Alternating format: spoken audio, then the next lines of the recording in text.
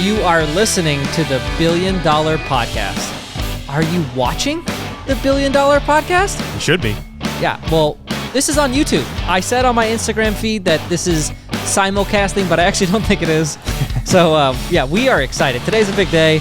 We are simulcasting video, audio, the $1 Billion Podcast. This is a big day, something we've been talking about for a long time. All right. Can we just shout out the setup right now? Yeah, John. Hold on. John crushed it. Round of applause for John here. John, we got the round of applause feature going. So John is our podcast manager. Dude kills it, and we are so excited for the setup. I mean, if you're watching right now, if you're not watching, I'm going to visually paint this for you. So Matt and I are sitting here in our absolute favorite jerseys, which you'll hear an ad for later. So a true American hero, you know, somebody who's changing our country, and so we just have to support him. So we're here in our jerseys, game day. And we have behind us here is our shared practices banner. We are on our couch in our studio with our mics. And this is, how long have we been talking about this? Months and months, probably 6 months. Yeah, I mean, we've been talking about it 6 months, like actually trying to get it done. And we've been talking about it for years. The idea of recording video on our podcast and then simulcasting it to other channels, cutting it up, putting it on different channels is something that we're going to be working on over the next several months. And so, you know, we have these advisors in North Carolina that talk about how heavy a lift certain things are operationally. And so, you know, forgive us if we're not on every social media channel with the cleanest content right away. It's a heavy lift. It's such a heavy lift. And also shout out to my Aaron Rodgers mustache. That's for you, Mr. Aaron Rodgers, that I have this gross creeper stash on right now. All right. Well, I think we got to hop into Aaron Rodgers. I know we had an ad. Do you want to do our ad first and then we hop into Aaron Rodgers? Let's do Aaron Rodgers first. All right. So you're sitting here and you're wondering, well, why are we in Aaron Rodgers jerseys? So do I air the clip again? Or I think I aired the clip again. No, we already aired the clip last week. I know, but a lot of people didn't listen to it because there was a first half that was very dense, and then we aired it second. So I'm going to go back and I'm going to get the Aaron Rodgers clip. And after you get that clip up, I'm going to go through some headlines about Aaron Rodgers in the media that have been atrocious, pathetic, damning from our so-called experts. I mean, they're just trashing an American hero. Yeah. If I don't hear the word experts ever again in my life, I think I'd be just fine. So here's the thing. Our country is built on the back of freedom. Yeah. And, you know, we are two men here, true Americans in the sense of freedom. That's right. And you guys need to hear our clip from Aaron Rodgers here. I'm going to put it on the mic. Raise that sucker up. Oh, don't you worry. Sharing of information. It was such a witch hunt. They wanted to out and shame and denigrate every single person who didn't immediately say, oh yeah, I got the, Pfizer, I got the Moderna, whatever. I wanted it to go away. I mean, everyone in the squad knew I was not vaccinated. Everyone in the organization knew I wasn't vaccinated. I wasn't hiding from anybody. I was trying to minimize and mitigate having to have this conversation that would go on and on. And there were people in the media who somehow found out about it and been sitting on it for a couple months. So it wasn't like this thing was just hidden until this week. Like, people knew it and they sat on it. At some point I knew I was going to have to discuss it. And, I was ready to discuss it. But the problem with this is it is so political. And health should not be political. It shouldn't be that, Trump endorsed ivermectin and HCQ, and so take that shit off, it doesn't work, I mean, in general, I think we all should have been a little hesitant. When Trump in 2020 was championing these vaccines that were coming so quick, what did the left say? And I'm talking about every member of the left. Don't trust the vaccine, don't get the vaccine, you're going to die from the vaccine. And then what happened? Biden wins and everything flips. Shouldn't that initially give you a little bit of pause and go, hold on a second? Isn't this shit about health and not about, politics? And to that point, has any member of the health staff this entire time got up and actually talked about real health? Have they talked about exercise, a healthy diet, like eating real food, drinking water, taking vitamins, vitamin D deficiency and what that causes in the body? No. There hasn't been any of that. So, I'm going to critically think about what's best for my own health. I'm not judging anybody else. I'm not saying you shouldn't do this or you shouldn't do that. But I'm making a decision that's based on what's best for me and my own health. And for me, it was a no-brainer. So let's talk about the things he talks about in there. So I want to get a bullet point list here. Yeah. So we got to talk about news, the way the media works in this country. Media bias. Yeah. Then we've got to talk about, what he talked about. Hold on. There was the political aspect of it, right? Yep. The politicization of the virus. Mm-hmm. And then we've got to talk about that last part about like actual health. Yeah. Personal health decisions. And is there anything else we're going to talk about here in that clip? He started off with the virtue signaling part where he's like, oh, I got my Pfizer, I got my Moderna, I'm going to put it on social media, and how that vaccinated has become like a badge of honor people wear and show on social media. That is... Well, and let's back up. What if someone has no idea who Aaron Rodgers is or what's happening? Wow, I guess that could be true. Yeah, he was the host of Jeopardy. Like, he's a pretty famous. Jeopardy? Who watches that? A lot of people watch it. Really? When Trebek passed, like what is like that whole show? Like what is random fact Jeopardy's I don't know? a very popular show. Really? Yes, and who would be going to become the next host was a big debate over the summer. They tried out a lot of people. Aaron Rodgers was just like The Bachelor big? Yeah. Wow. Yeah. Mm-hmm. I didn't know that. Okay. Well, anyway, so Aaron Rodgers is the quarterback of the Green Bay Packers. So I'm flashing his jersey here. I mean, if there's anyone that I actually didn't like him before this. Yeah, I didn't either. I always root against the Packers. I wasn't a huge Aaron Rodgers fan. I have a friend, Tom, in dental school, who's a big Packers fan, so I'd always want them to lose so he would, experience pain. Not anymore, though. Yeah, no, I'm all Aaron Rodgers. Packers. We bet the pack. We won. Yeah. The line was 3 and we put 17. They won by 17. It was an obvious line. Aaron Rodgers, first game back post COVID. This was gimme. Mm-hmm. Anyway, so Aaron Rodgers, the quarterback of the Green Bay Packers, he tested positive for COVID. Yeah. And then they released all of these articles about how he wasn't vaccinated. Right. And everyone piled on him. Mm-hmm. So we're gonna address this, and this is Aaron Rodgers' COVID corner today, correct? I have a lot more COVID corners. This might be a beefy one. All right. So if anyone doesn't like COVID corner, fast forward to the 30th minute of this podcast, and then check in to see if we're done. But for the next 23 minutes, it's COVID corner. So Aaron Rodgers, right? This vaccine card. You know what I read about the CDC? Mm-hmm. This vaccine card was a social media movement.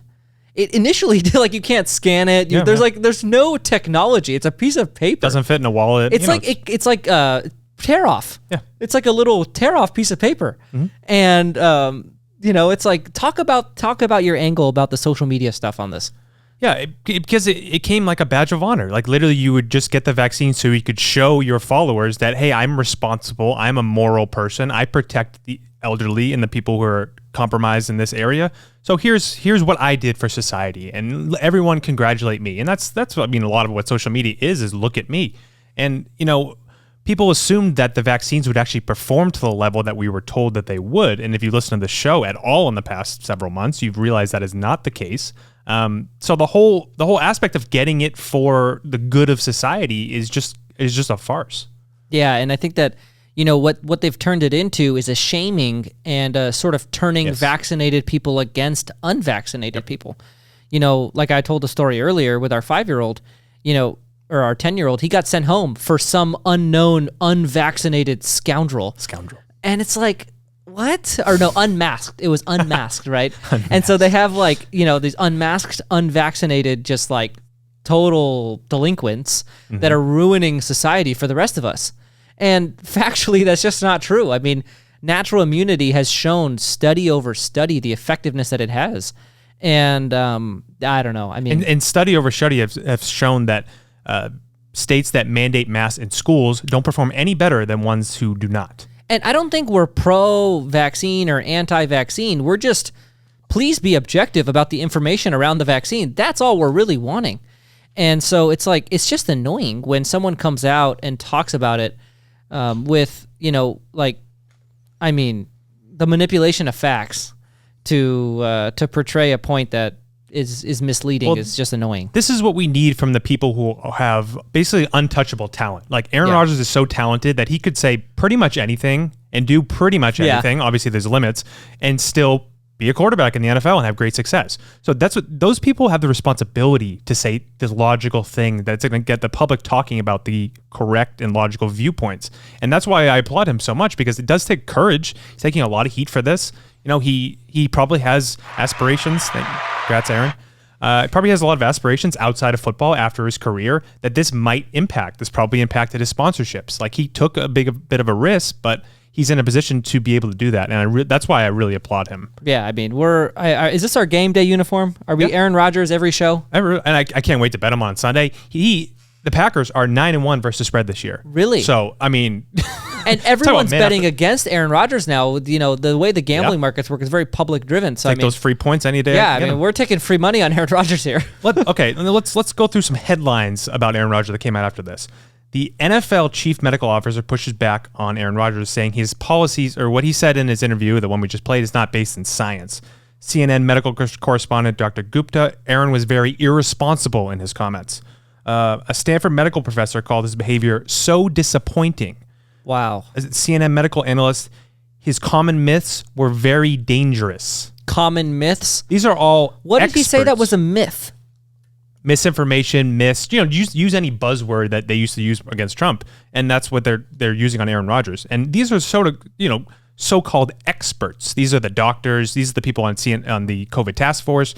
These are the people making policy decisions, calling a very rational, very my body, my choice, damaging, disappointing, irresponsible. Like, what are these words they are using? And the funny thing is, I don't know how, so 2 points here. I don't know how they can not use an abortion as like a political precedent on this. It's baffling. It's baffling. Yeah. And then, the other piece is, it's like he submitted 500 pages of evidence to the NFL months ago before this ever came out. And we've got to touch on the fact that for months, he knows a reporter sitting on this. Yeah. Like, the media does this all the time. Well, they also tried to get him on the fact that they assumed that, or they said that he lied about being unvaccinated, that he told people he was immunized, kind of keeping it vague to throw them off the scent that he actually wasn't unvaccinated. When, as he says in the interview with Pat McAfee we just played, his teammates knew, the owners knew, everyone around him knew. This was not some secret. Yeah, and immunized is the scientifically appropriate term to call someone that has a natural immunity. Yes, we are scientists. We know this word. So yeah. It's a very natural word. It's just baffling to me. And you have people that, I studied molecular and cellular biology. Good on you. A bachelor's. I have next to no education on this topic. There's no way I should be able to see through this. Come on. There's a really funny meme out there where it's everyone's a scientist now. Yeah, pretty much. So it's a stick figure of a guy at his computer, and he's saying to his wife in the background, I found out something the top 1,000 scientists missed, as he's typing on his computer. That's really what this whole thing is. It's been literally random people on Reddit can find out better information than the policymakers of the United States government. Well, this is what I was talking about before with using. So, right, this is where I really like history. I've actually learned to like. COVID has made me like history. Didn't we discuss this on a show a while back? How you hated history and thought it was a waste of time in school? I thought history was a total waste of time. And now I find myself just flying to historical events to learn about the way our world works. Mm-hmm. Because the thing that history does is they publish accurate history when everyone that it negatively impacts is either dead or retired, and the point where it doesn't impact them anymore. Mm-hmm. These politicians who have coordinated a lot of, misinformation on COVID, they can't talk about it. They have to stay true to because of their appearance, their career, the whole thing. They've politicized this so much that they have to be political about it now. And if we've studied more information and when they asked Fauci the question of, were you wrong to lock down the entire country? It's at the time he thought that was best maybe, but So say that. Yeah, just say I was wrong. Yeah, I don't get it. I don't get why no one has the ability to accept responsibility, say they would have done things differently, and say how they'll do things differently in the future. That's literally all Americans want to hear. And the PR is completely missed on these people. Mm-hmm. Just say that, just accept responsibility, and then we move on. We forget about it. They're so freaking stubborn. It's incredible. Yeah, there's a reason COVID Corner is a segment of our podcast, and it's because of, so long as they keep it a topic, we keep it a topic. Of course. And I have a great clip, if I can play it, talking about what they said about vaccine mandates in 2020 and then supercut with what they're doing now. You want to hear it? Perfect. All right. Hopefully this plays. Let us know if you guys like these. We'll throw more of the supercuts in there. Yeah. Someone to be vaccinated. That's just not what we can do. Needless to say, the right of women to make decisions about their own bodies is not negotiable. No, definitely not. These are all left. You don't want to mandate and try and force anyone to take a vaccine. We've That's never Fauci. done that. Our interest is very simple from the federal government, which is Americans' privacy and rights should be protected. It is a matter of privacy to know who is or who isn't. We don't want to be mandating from the federal government to the general population. It would be unenforceable and not appropriate. Sure would, Tony. The federal government should step in and issue mandates, and if not, are you putting the needs of unvaccinated people ahead of the needs of vaccinated people? Well, I think the question here, one, that's not the role of the federal government. No, Sure. I don't think it should be mandatory. I wouldn't demand to be mandatory. First, This is we the new must version. increase vaccinations among the unvaccinated with new vaccination requirements. A little bit of a tune changer there, wouldn't you say, by old Sleepy Joe? So that was Nancy Pelosi, that was Kamala Harris, that was Tony Fauci, that was Press Secretary Jen, starts with a P, and our President Joe Biden, all saying in 2020 that vaccine mandates were unenforceable, unconstitutional, would never do it, my body, my choice, and then they all flip when they take office. What changed? Oh, that was all pre-office? That was all 2020 leading up to the election. Or post-election, right around there, Wow. Yep. What changed, huh? Did science change? Did we have new scientific studies that pointed to vaccine mandates actually improve the health of the population? Well, if anyone knows the speed of science, it's not months, right? Those were all taken, about a year ago. Mm-hmm. Like, geez. Yeah. That's bad. All right. Can we pivot to a couple more general COVID stuff? And then I have a list of myths I want to talk about. A little fun activity for us. So if you didn't see, George, in the news, and you out there probably didn't see it either, OSHA has suspended their vaccine mandate enforcement. What? Oh, yeah. Didn't hear about that, huh? No. That must have been missed the... thousands of news outlets, social media, Twitter, Facebook. Weird. I didn't see that anywhere that they suspended vaccine mandates. Where did you only see it? On the OSHA website is the only place that's listed. Just like a press release on the website that how many Americans head over to OSHA? right here, me. Number one. I forgot to do that. It's my Monday morning checklist. Check OSHA. Hop on to see if there's any new announcements. Yeah, I just thought that was interesting that the vaccine mandates is not being enforced right now. So I guess businesses could stop mandating their employees to do this because this is not a thing right now. Well, how would they know to do that? I listen to the show, I guess. That's all businesses in the country better tune in, or otherwise you're not going to know. So this is resulting from 2 court of appeals now putting a stay on this vaccine mandate. Again, it will be appealed again.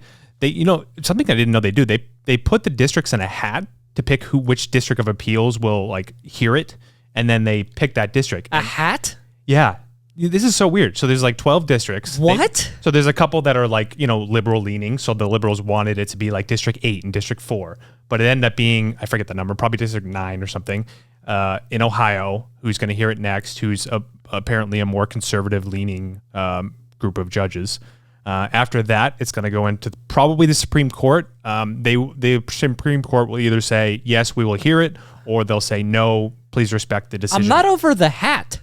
Yeah, well, I don't know if it's a literal hat, but they pick it out of whatever. Can we do a random number generator like a computer? Seriously?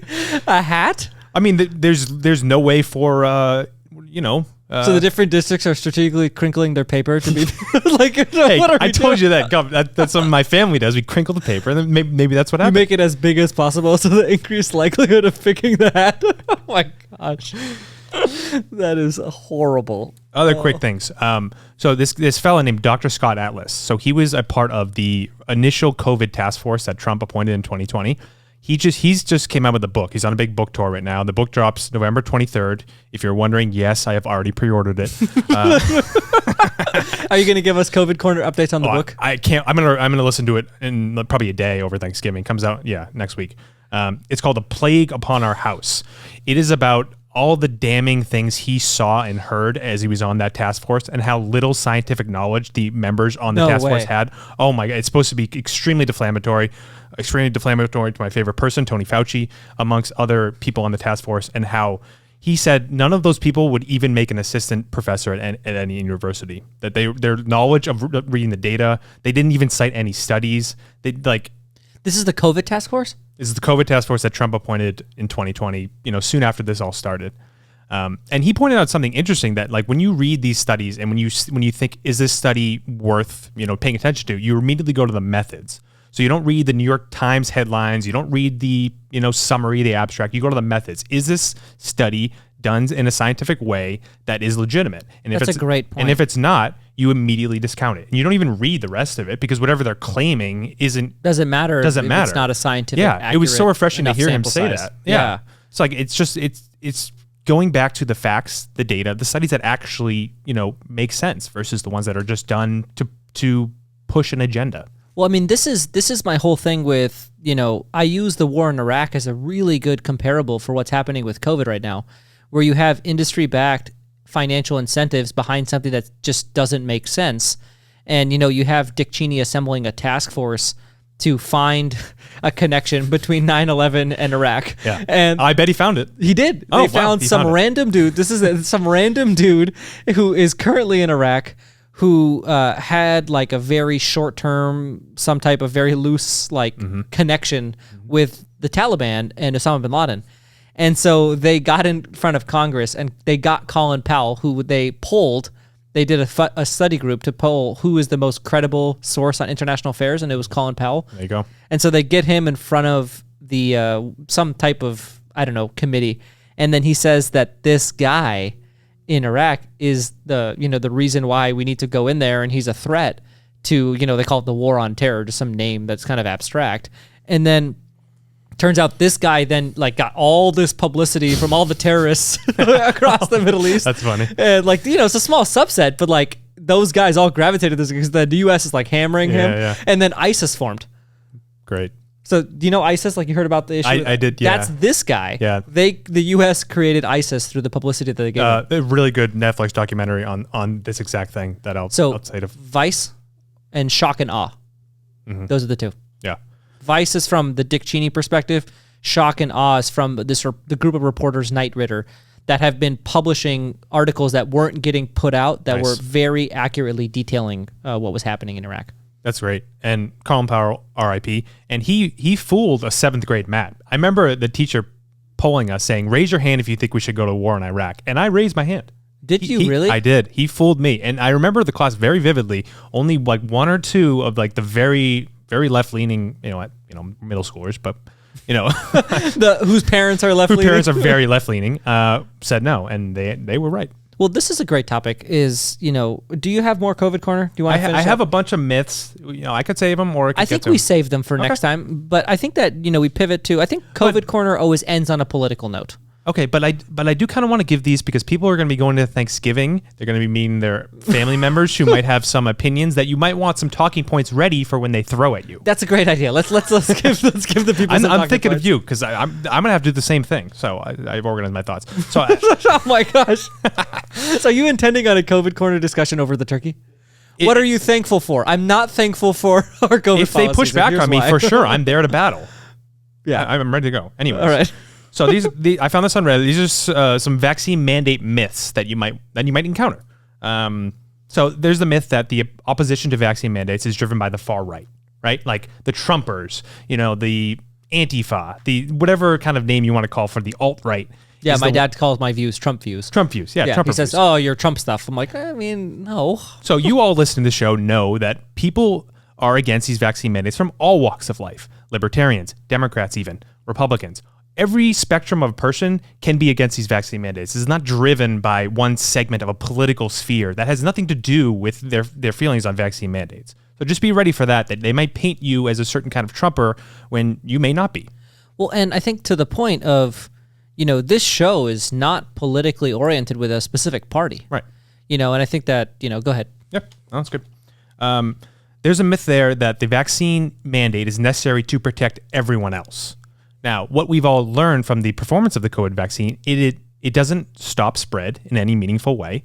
So it's not meant to protect everyone else. It's meant to protect yourself. So just prove them, just point them out that the vaccines do not prevent the spread. So this is not some moralistic thing to protect, your elderly, relative. So I actually know of somebody that is not allowing an unvaccinated family member at their Thanksgiving dinner. Is her name Carol Guarino? No, is that what your mom is doing? It's very likely that if I don't get the booster, she's not going to see me. So you're not seeing your mom? Are you picking mom or booster? Stay tuned to find out. There's a myth that it's necessary to protect the ICUs from being overrun. Remember, overrun hospitals, big thing. Point them out to Singapore. Singapore has a 92% vaccination rate. Their ICUs are currently overrun. You can also point out that ICUs are meant to be at capacity. ICUs are the by design. By design, are the most expensive equipment they have in a hospital. There's also the most expensive doctors to treat those kind of patients. They are meant to be at capacity. Hospitals are a money-making thing like any other business. If they're not at capacity, they're not making as much money as they could. They were designed that way. Well, think about it from like a call center. A call center is a great example of a call center is essentially the medical version of an ER, and you want call volume to be like 80% of your capacity at all times. And then the high rush, you can still answer it, but you certainly don't want to staff your call center to be like 60% capacity. That doesn't make sense because then there's too many people sitting there that won't answer the phones. Absolutely true. Great point. The unvaccinated are delaying the end to the COVID pandemic. This is, as they call the Matt Ford viewpoint. If we all just got vaccinated, Matt Ford debacle. We got to keep that view off of our airway. Jeez, well, I can't believe that happened. You'll hear that a lot. The pandemic is going on because of the unvaccinated. And, we were told the vaccines were the way out. And clearly they're not, because now we have boosters available for everyone, which I don't necessarily think is a bad thing. But vaccine mandates for everyone is definitely a bad thing. And vaccines are not the way out of this pandemic. I think it's pretty clear. So can I tell my story of getting vaccinated? Oh, you're vaccinated. Yes. I am newly vaccinated. Thank you for protecting all of society. So I'm traveling, and so I need it for I need it. And so I get there, and I'm the only person without a mask in the entire facility. Every single patient is wearing a mask, and every single patient is receiving their booster. And there was a couple that I saw. It was like a 25-year-old boyfriend-girlfriend combo. And the boyfriend has had their full round of Moderna and is getting a Pfizer booster for complete coverage. Complete coverage. Got the whole thing. And the girlfriend had Pfizer and is getting a Moderna booster. My parents are doing something like that. You're good now. The lack of science. You got it all. And so I've been wanting, every time I go on an airplane, we got to talk about the mask rules on planes, but I always want to wear a mask that says this mask is not supported by science. But Kaylee just won't let me because of that would be a factual mask. Yeah, exactly. That's a real fact. Yeah, the whole thing. So anyway, yes, I am vaccinated, and it is. I feel so much different. I had a stomach ache for 3 days, and it's so worth it. Yeah, I mean, my health is just on a whole nother level now. You're. Thank you, government, for ensuring that I am vaccinated in order to live freely. Yeah, no, not vitamin D, not exercise, eating healthy, sleeping well, lowering stress. This is the least sick I've ever been in my whole life, and I had to get the vaccine. Thank you, government. Yeah. I have more. I think I'll stop there. We're getting close to the 30 minutes. So I want to switch to we do have another sponsor we're going to do mid-show, and then George is going to take over for a deep dive. We still have one more minute of COVID Corner, so I want to wrap it up with a political view. And how much have your political views changed from your childhood? The whole thing. Yeah. So we both grew up in very left households. Yeah. And, I wouldn't call myself one or the other. I really view myself socially in a lot of ways. I mean, I'm just a supporter of as little telling you what to do and controlling your life as possible. Mm-hmm.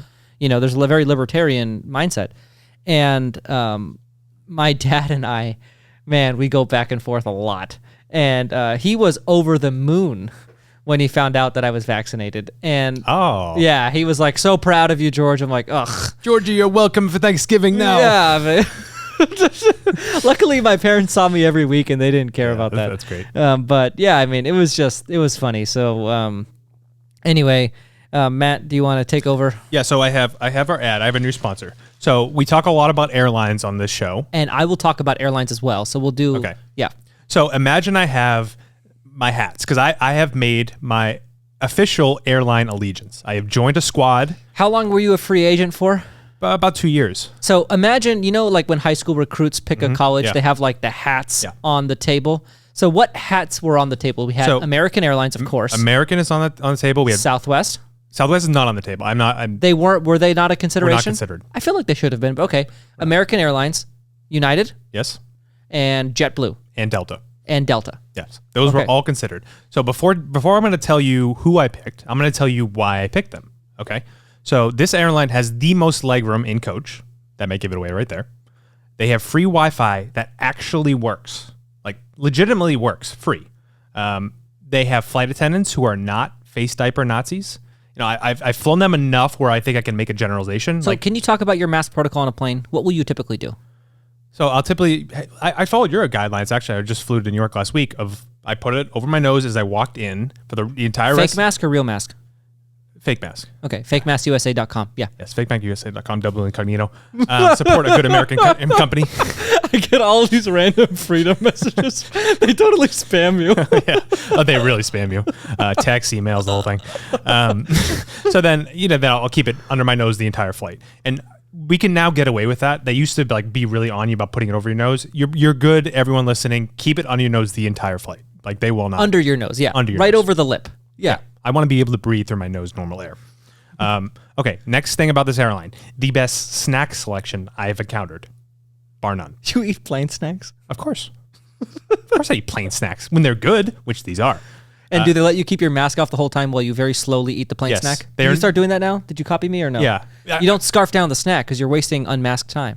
Yeah, now I get coffee all the time now, so that's very sip of your very coffee. slow to sip. I mean, it's hot. Do you keep your mask off the whole time? Oh, yeah, you get looks from everyone else. I get looks from everyone else when I do this. It's a hot coffee. I don't want to burn myself. I can't drink it fast. Like I'm just trying to protect my own body, George. That's what I'm doing. They sell alcohol in coach now. Since COVID, a lot of airlines have stopped selling alcohol in coach. This one still does. They sell actual I'll call them meals, but they're snack boxes. So you can get a more substantial thing if There's an upsell, but a value-wide upsell. But very fairly priced. Yeah, so at the same price as airport food, which is overpriced. Yes, I mean probably less. It's about $9-10, and it's somewhat substantial. Very nice. Sandwich and chips type thing. No, like cheese with crackers and then dip and then a sweet and then an assortment of things and many different options. Probably. Is there an apple? One of them might happen out. Yeah. Apple, yeah. Okay. Ample bag room. You're never fighting for the bag room, which I always hate. And last, most importantly, I would say, best entertainment option out there. They have live TV, they have movies, they have premium shows, and not just you watch an HBO show on a plane, it's 2 episodes and then you're done. This is the entire thing. So I rewatched White Lotus on HBO, great show, all on the plane because it was all there. So you already know the answer to this, so I'm not going to ask you which airline this is. This is the great people at JetBlue. I am now a JetBlue True Blue member till I die.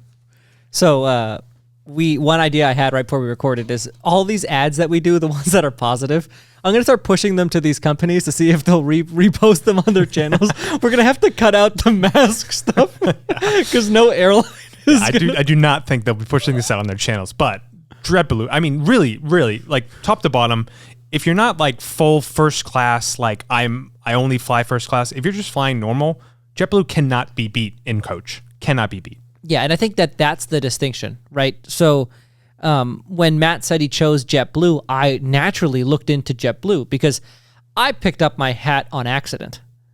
I accidentally became American Airlines loyalty program. Mm-hmm. And so I'll tell, are you done with talking about JetBlue? Done. Okay, so I'm going to talk about American Airlines now. So American Airlines, Phoenix is one of their hubs. And it's actually a hub that they really invest a lot of time and money in because it's their Southwest hub. So Denver is a big United hub. This is a very valuable hub because they break up the country into segments. So there's the coast, there's the mountain, essentially time zones, right? There's Pacific Standard, There's Mountain Standard Time. Major airlines. Denver, Phoenix, Chicago, New York, Miami. Yeah, they're all Atlanta. time zone specific. And so Phoenix is American Airlines. So 46% of flights out of Sky Harbor, last I checked, are American Airlines flights. And then Southwest is the other big one. So the two hats I got to wear, or I got to choose from, were Southwest and American.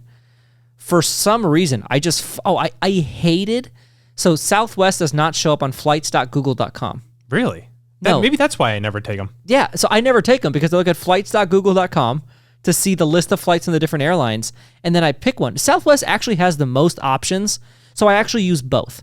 So I'm Southwest. Southwest is the fastest. It's like, if you need to get from A to B predictably, no cancellations, stuff like that, Southwest. They are on time all the time. If I need just my regular travel, I accidentally got all these American points. I signed up for an American credit card, and now I get auto upgraded to first class on every flight in the continental United States.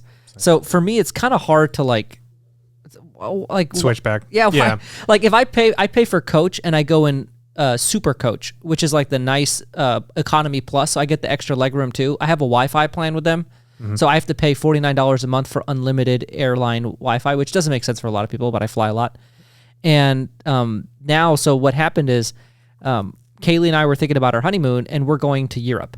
And so a first-class flight to Europe for both of us, because if we take a red-eye, you kind of want to sleep. Definitely. You need first class going to Europe. Yeah. Did you do first class going to Europe? Yeah. And going to Fiji, too, which is big. Yeah, so those long flights, so my mom taught me growing up, you save up your dental office points on the credit card for the overseas flights. So what my mom used to do is she would bank all of her points for the whole year, and we'd spend it when we would go overseas. We usually would go in the summer. Yeah, they're probably, like 80 to 100K points for one of those flights round trip? Way more. So first class was like 600,000 to 700,000 points. Oh, I paid way less than that. Yeah, I know, but this was just what I saw. Damn. And I'm like, high. that's $8,000. That's a lot. That's $8,000 to pay for that ticket. And then I was like, wait, I'm super close to executive platinum, or I think it's called executive platinum. It's their highest tier. And what they give you are these things called system-wide upgrades. So you can pick for free to go first class on any ticket worldwide. They can't say anything. So I can save $6,000 awesome. By just getting the new status. And I was like, well, for $6,000, I can go fly and get status for like $2,000 or $3,000. And talk about why that's important. When you fly overnight to Europe, you're going to be extremely jet lagged if you don't sleep on that plane. Like a solid sleep. You need like a good 6 to 7 hours. And then you can, like, because you're going to get there in the morning in Europe time. And then you can actually have a normal tourist day rather than like being like a vegetable, like just stuck at your hotel, not being able to do anything. Well, yeah, the first class flights, you lay down. Right. And so this is something I learned. I was talking to someone and they told me that you medicate. So you take a sleeping pill. Wheat gummy. I don't do, I mean, I do a medication that I'm prescribed when I can't sleep. And so when I can't sleep, I have this super strong sleeping pill. It makes me super groggy the next day. I don't love it. I don't use it often, but when I can't sleep, it's better that I use it. And so you take this thing and then you sleep the whole time overseas. And then when you get there, you're like, and that's how you negate jet lag, is you use a sleeping pill to sleep on the right hour where you're trying to go. Changes the whole trip. Changes the whole trip, yeah.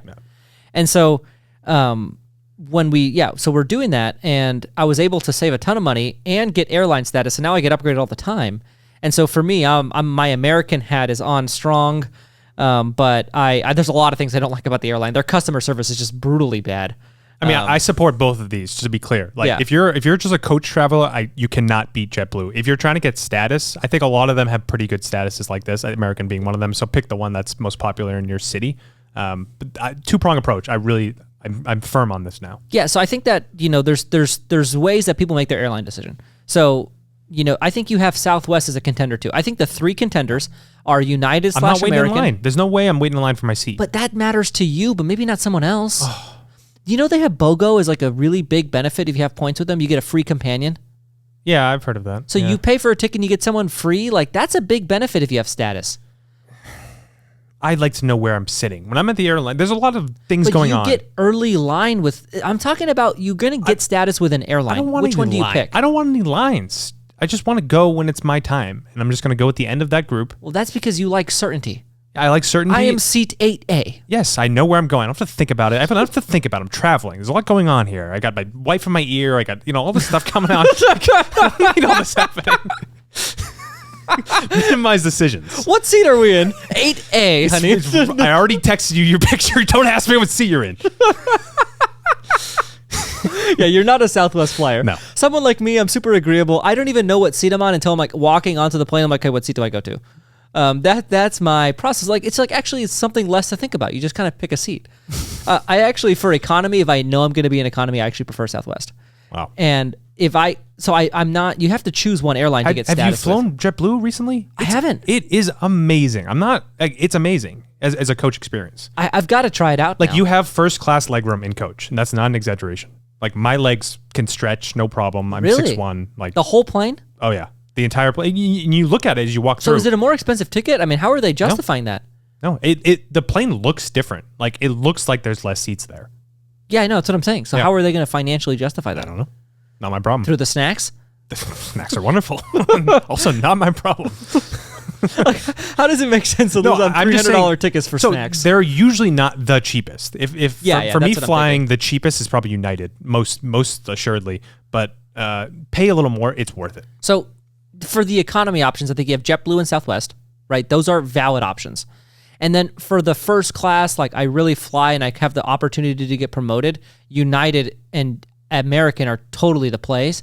And I would just pick the one that's based in the closest hub to you. Yeah, that makes sense. Right. The one that, and if you're not in a hub, I personally like American better. And American, actually, hold up. Major announcement here. So this is a complete business model shift on the airline industry. So airlines to date, the history of airline status, you have to fly to get status. You cannot get status without being in a plane. American Airlines just released their new loyalty program for the 2022 and beyond. All credit card point driven. You can get status by purchases. Wow. All purchases. That's impressive. So they've realized that the true value in the customer because of COVID isn't the frequency of flights anymore. It's actually the credit card spending is becoming more valuable due to the fact that people are traveling less. Very smart. And so what they're doing is they want these executives to be putting their business expenses on American cards, because the way the credit card industry works is whoever owns the credit card charges the merchant that 2.9% fee that they pay to use a credit card. And that's their profit margins, like 1.5% of all purchases or whatever it is. And so, so for them, they've realized that the value in the customer, the recurring revenue, is now the credit card spend of all American Airlines flyers. And so what they've done is they've totally changed their loyalty program. So like the benefit I get of first class upgrades every flight, executive platinum, 2 free tickets to Europe, you can now get for spending $125,000 on an American card in a year. A year? Oh, which for a dental office, that's not even that much. That's their typical supply bill. It's very doable. That's very worth doable. It. That's worth it. So if I'm a dental practice owner right now, I'm switching to American. I'm signing up for the business card, which includes your lounge access. It gives you automatic status, check bags. That's a big one. Don't skip over that lounge. That lounge is sick. That's no nice masks lounge. in the lounge. Nope. So now there is something we have to talk about. White collar COVID protocol. It's against what's politically correct to say. I have been to many blue states, very blue states. Disappointing. White collar areas are treated differently. They do not enforce mask rules. They do not check vaccine cards. So you're saying for people with more money, the rules don't always necessarily apply to them. Correct. Is that what you're It's saying? a discrimination thing. So if they want to discriminate against somebody, they'll call out the mask rules. If they don't want to discriminate against somebody. So actually in first class, when I get upgraded, I drop the mask. That's incredible. And the flight attendant they don't say anything. And I'll leave it I'll put it under my chin. Further creating a 2-tier society. Yeah. The people who have and the people who have not. And that's who gets the shaft of the stick in every regard. So COVID another one. Matt is pissed at me because I went to San Fran shithole. And talk about where you went here. LA, San Francisco. Hold on, I got to give him the so I am trying to spend as little money as possible to get as much status as possible. So shorter flights, you're saying? Shorter flights, because they have something called the 500-mile guarantee. So a flight to San Diego is 300 miles. It's the cheapest flight American Airlines offers is LA and San Diego. And the upgrade to first class is $50. So you can get a super cheap first class flight to San Diego which is 1,500 elite qualifying miles. So it's equivalent to flying to Charlotte. So I can get the miles. I can fly all the way to Charlotte, which is a 4.5-hour flight, or I can take a 45-minute flight to San Diego for way less money and get way more miles. So like, why am I not going to go to California? That's like, can you go to like Houston? Vegas. No, I can't go to Houston. Why not? It's 800 miles away. It's an expensive ticket to Texas. Do you want me to spend $1,000 or $200? I don't want you to keep going to California. Okay, but vote with your wallet. I'm not going to spend $800 on principle. You should. I don't know what else You to say. should. You should. You should not be going to the states that make Then your experience it doesn't make sense restricted. for me to do what I'm doing and try to get the status this way. Well, then I got to pay $800,000 for a ticket and not have status. Yes, that's the cross you have to bear. No. Do you not see what you're asking me to do? Who are we without our principles, George? We are animals. Okay? We have to stick to what we believe in. I am selfish. Well, that's tough to be with. I'm sorry. I don't know what else to say it, man. No, I need to do what's best for me. That's my obligation to myself. I don't like it. I mean, I'm not going to change society. Obviously, you can do whatever you want. Your life, your choice. If you want to fly a more expensive airline, more expensive flights, a worse experience out of principle, that's on you. I'm not here to tell you what to do. I'm here to sit here and judge you while you do what you want to do. That's the only reason I'm here. So I have gone to San Diego. I have gone to, I went to LA. Beverly Hills. Yep. And then I went to, by the way, Beverly Hills is a shithole too. Really? Anyway, I got to get into this. This is a rant. And so San Fran shithole. And you had a flight to Seattle that I canceled after San Fran shithole. And then aren't you going to Hawaii too? I'm going to, so actually, I got to tell you about this. Okay. So there are blue states that follow the rules. Hawaii. No. So Hawaii. Really? All vaccine card, no mask. Right. Yeah. I don't support that. I don't give a shit. I don't support I mean, that's very restrictive in my point of view. Yeah, but it doesn't impact me. Yes, because you got the jab. Yeah, for that reason. What if you didn't want to get the jab and you still wanted to enjoy beautiful Hawaii? So my trip to Hawaii is going to be 5,500 points. I'm so happy for you. Each way. That's Even more 11,000 points. You know how hard it is to get 11,000 points of elite qualifying miles? Like, that's fucking so hard. You know, I had our honeymoon this year in February. It's always meant to Cabo because I wanted us away from blue states into an area with no restrictions. She's pushing back hard and she wants to go to Hawaii. Is this because of me? No, it's not. Okay, good. No, I didn't want to be the reason why you had to go to Hawaii. We've always wanted to go there and we couldn't, past year and a half, whatever. No, I got to tell you about it. So Kaylee and I do backpacking. So we actually travel with just backpacks now. And we're backpacking between 3 islands over a week. So Maui, of course. So we land in Honolulu. Yeah. We go to Kauai. And then we go to Maui and then we come back. Yeah.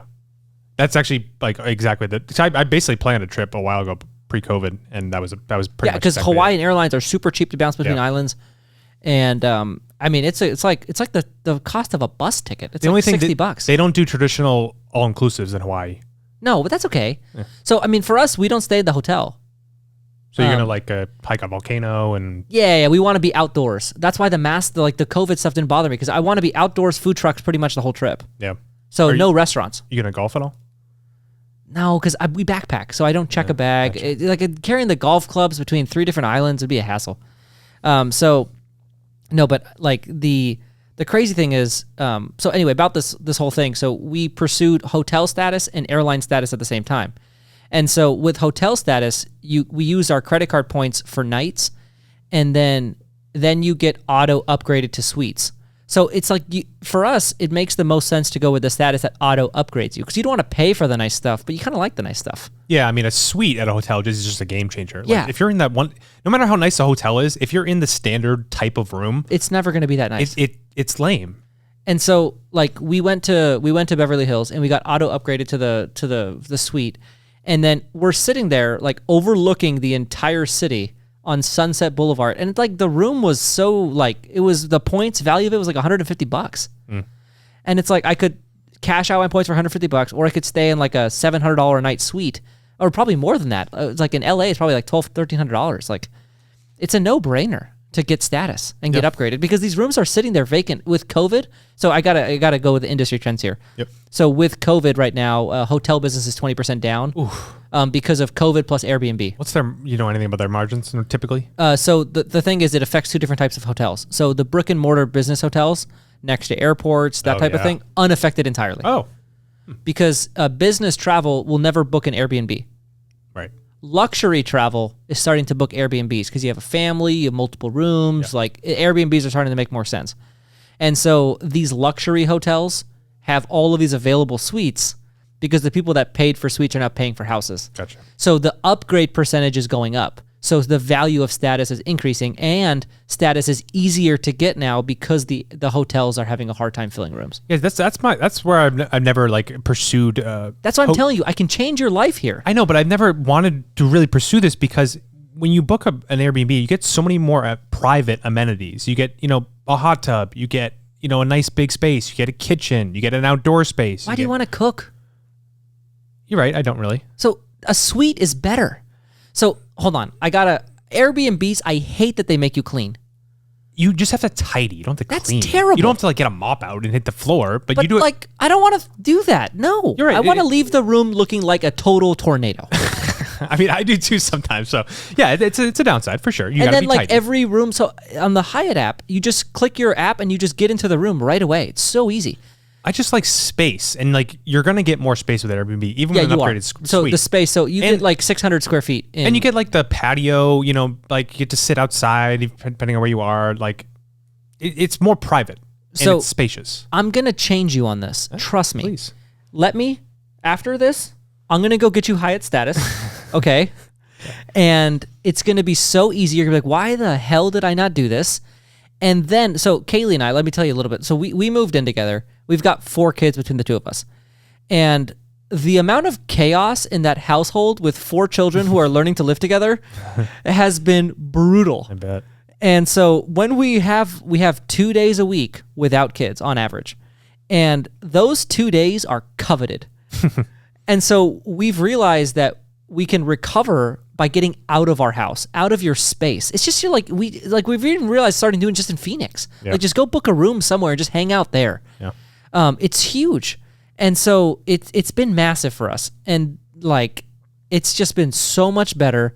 And I've realized the value of this. It's worth the use of points for us to do this because the last few months of blending kids so just saying this is way harder than doing it correctly the first time. Had we met each other the first time and had kids, my life would be so much easier on so many levels. Is it gonna get easier at some point? What is? So let me explain. So for anyone that isn't in this situation, let me help you understand. So Matt, do in-laws cause conflict in your relationship? Yeah. Okay. Imagine 3 times that because we have kids. Kids are super in-laws, because you're super biased towards your own children. Right. And then, we've had to learn to call them all ours and treat them all the same. That's been an adjustment, right? So that's super in-laws. Then you have your actual in-laws. Then you have your exes. And so these are 3 in-law type dynamics that create a lot of conflict, potentially. And, in our case, we're lucky that the exes don't create a lot of conflict. But the parents and kids do, yeah. And it's you have 2 sets of in-laws and you're all learning to live together, and it's an adjustment because everyone's life is different than it was before they moved in together. So, it's necessitated that we adjust, and our adjustments have been using the time that we don't have all the chaos to organize and talk about, okay, what worked, what didn't work. And we have these mini huddles of all right, what didn't work? What are we going to do differently next time? Then we go and do it. Yeah, it's a bye week in the NFL. Yeah, it's like your bye week, exactly. So it's a game strategy. So we watch film on what happened, and sometimes something will happen. And we'll be all right, table it, and then we have the time that we go through the issues, we address them, and then we go back. And we've learned to run our relationship like a partnership, and it's like business relationship really. It's just we try to run it a little bit more like that on the kids and the to-dos and all that stuff. So. It's been the hotel status and the airlines have been, we did it to save money, And what we found is it's helped us. So we're going to do it in a staycation environment where I don't like taking so many flights. Yeah, I mean, I'm excited to get off an airplane. So you leave your house, you have the cleaners come in, get everything back to neutral, and you're elsewhere, just enjoying being with each other. Yeah, we do pick house cleaning day. It's funny that you guessed that. No, I know. You never want to be at home when a house cleaner's there. Trust me. Kaylee doesn't mind it. It drives me nuts. I'm like out of the house the whole day. Like yesterday, I had no reason to still be in the office at 4 o'clock, but I knew the cleaners were at home, so I ain't going home. There's no chance of getting back there. So do you use a cleaning crew? There's like two women, yeah. Do they speak English? Not so well. Do you speak Spanish? No. So how do you do that? Does Ellen speak Spanish? No, she speaks French. It's close. Yeah, I mean, like, I don't know, enough to communicate, I suppose. They know enough English to like... Okay, they know enough English. Yeah. So my house cleaner doesn't speak a lick of English. That's not true. She speaks a little bit, but I just communicate her exclusively in Spanish. Yeah, it's good. It's nice. This nice part about speaking Spanish. I like speaking in the tongue of, like, the natural tongue of the person. Like, when my staff members who are Hispanic, I encourage them to speak Spanish to each other. I would like people to feel comfortable in the language that they're using. If that's their most comfortable. That's so interesting. That is very against what Americans generally like. And my hygienist pushed back on it because, like, he doesn't speak Spanish and they're speaking Spanish to each other. But no, I prefer them to do that. Can you explain why? I don't like people to feel like they have some barrier to communication. Like, they both speak English, but they're definitely more comfortable speaking Spanish. I'd rather them to be comfortable talking to each other, and they can speak faster and they can do the whole thing. So I just prefer that. For someone that doesn't speak another language, it's kind of hard to understand this because I grew up and my household spoke Arabic. And so, for me, everywhere we went, I learned that. And like, that's how we communicated. And it's like, Matt, if you and I were to move to Switzerland, which would be awesome. But if you and I were to move, exactly. If you and I were to do that, would we learn Swiss and speak Swiss to our broken Swiss to each other? No. Like, that would be so hard to communicate. We would speak English. Yeah, definitely. Yeah, it's like, that's our native tongue. Yeah. And that's why it's easier for people to do that, because it's like, I don't want to force a conversation with someone I don't have to. Like, I already do that enough in my life. I already speak enough Swiss. I don't want to speak more Swiss. Like, Swiss cheese, like, I don't even like it. And it gave them the liberty to talk about me while I was right there, which I wanted to encourage. Because it's great, because they get to talk about me, and I don't get to know that they're talking about me. So I don't but you need to acknowledge staffs will always talk about you. Yeah. They'll talk about me, and it's even better if they're talking about me and I can't understand it. See, the little known secret is they talk shit about us, and we talk shit about them. Yeah, that's true. It's a two-way street. It is. And it's like, it just is. I mean, we're all talking shit about each other. That's like so normal, And it's like, it's so frowned upon. Like, oh, I don't want my staff talking about me. It's like, you're literally talking to me about them. Like, yeah. you did blow my mind like 2 years ago or so when you're like, yeah, your staff like talks about you a lot. I was like, no. Like, what is there? Because you think like, what are they saying? Like, yeah, I'm not that interesting. Like, I don't know. They don't know that much about me. Like, but no, I mean, you were right. Yeah, they talk all about you, like where you go, where you eat, what you wear, what car you drive. Like, yeah, you're a very big topic of conversation within those four walls. Still, and you too. Even more so now. Yeah, probably because you're not there. Yeah. Why is he not here? What is he doing? Resentment. Let's talk about it. It's problems, man. Yeah. Yeah. Well, we didn't get to your deep dive, but so I guess we'll save that. Yeah. So my deep dive for a preview for next time is a little. Do you know that I love drug cartels? Learning about them. Say that again. Like drug cartels. No, I didn't. Yeah. So, a long time hobby of mine is watching documentaries about Pablo Escobar and the Cali cartel and like how cocaine got through Miami. And, how marijuana moves through the southern borders and all that. So, through Mexico. And so I've watched all of the Narcos series on Netflix. I've watched El Chapo this long time ago. Like, I've been a long Narcos fan.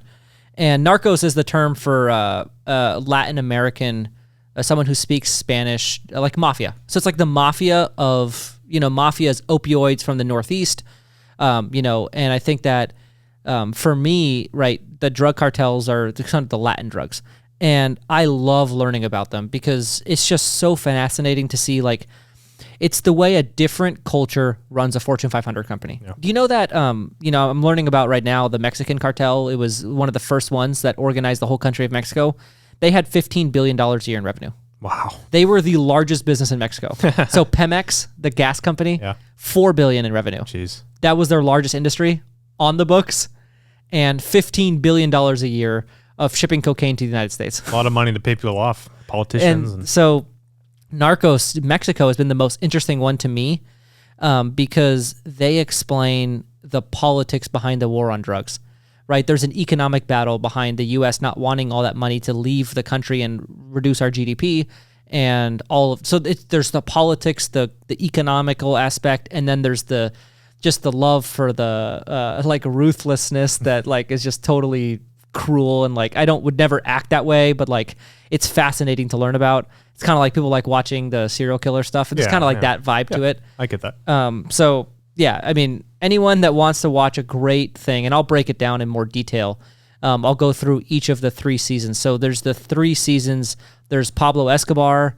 Then there's Pablo Escobar's the first 2 seasons of Narcos, and then the Cali Cartel after he died took over Colombian's cocaine world.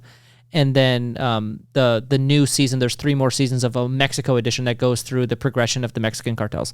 So really, really interesting stuff. And is that worth a deep dive, do you think? Yeah. Do you just prefer like are you a Breaking Bad fan, or are you just like the factual? Dude, Breaking Bad is one of my favorite shows ever. Good. Yeah. I'm glad. No, I mean that's meth in the United States. So like in general, I like all things drug trade. Yeah. Me too. Because I like the economics behind it. And I think that it's really fascinating to see the adjustments that people have to make when they have to create a large business hidden. Yeah. It's really, really fascinating. And you can learn a lot about business, quite frankly. And I use a lot of like their ingenuity. Like you can learn from their creativity. And that's something that's really important for us because we're doing something really challenging on the business end, and you need that creativity. And so it just sparks it for me.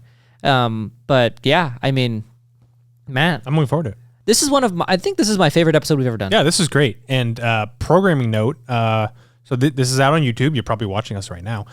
So we're gonna try to drop these maybe Friday night before the Sunday comes out. So you get like if you're dying for YouTube first. Yes, if you're dying for your BDP, head over to our YouTube page, The $1 Billion Podcast on YouTube, and you will see. And also, I'm getting a logo made right now on 99 Designs, so that should be out pretty soon. Can't wait.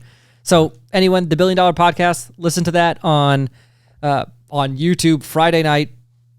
And you know the great thing about YouTube is you can actually fast forward. So people don't like watching video because it's slow, but on YouTube you can do 1.5, 2.5, 2x, and you can just see it. I mean, look at the set. It's fun. Yeah, this is nice. I mean, this is awesome. All right. Well, thanks for listening. It's been another episode of the $1 Billion Podcast. We discuss billion-dollar industries, billion-dollar ideas, and a couple billion-dollar guys here. Yes. So, Aaron Rodgers, the $1 Billion Man of the show. We are the Aaron Rodgers name sponsor of the $1 Billion Podcast. Thanks for listening.